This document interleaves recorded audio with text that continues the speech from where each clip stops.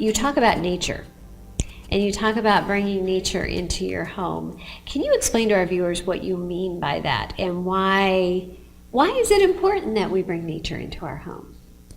Well, we can talk very practically. Is it makes our home bigger if we can include the outdoors. That's true. So if you have a good view and you're not clouding it over with a drape, it's open, then all that sunshine, or maybe it's a rainy day and it's that soft pitter patter, all of that then becomes part of your home. So it's expanding your boundary to the outside. That's the beauty of bringing the outdoor in.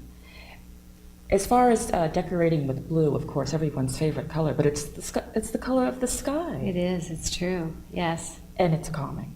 So bringing blues inside and greens, like the grass and all the trees, the colors of nature.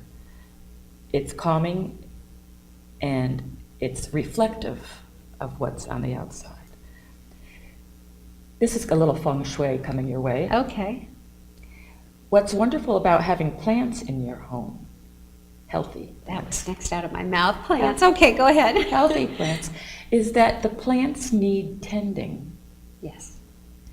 And so if we're taking care of a plant, that means we're also taking care of ourselves and those that we love.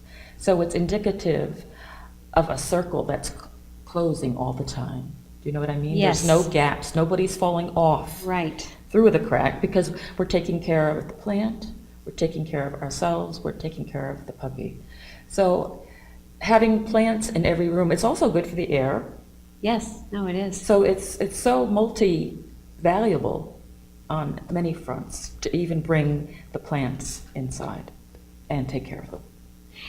It's funny because my kids tease me, but I'm actually really good with one plant. I some plants I'm not so good with, I will admit that. But there is one plant, sentimentally, it's almost like this plant is an accessory for me. And when I walk in, it brightens up the room, and it just makes me feel like $1 million.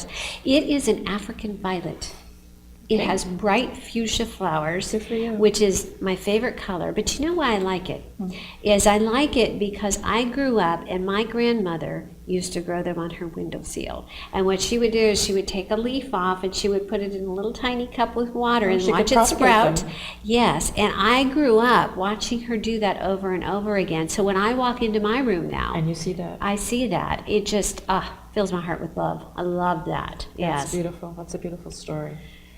With plants, and as your African violet, they need a certain light that has to be just right. So it's part of the project that you set out when you're going to have live plants in your home. It's like the puppy. Everybody requires a certain amount of attention. Sure, yes. So how much water do they need, and if they're sitting in the right window? What I do at home is I rotate my plants and observe them and see how they're doing.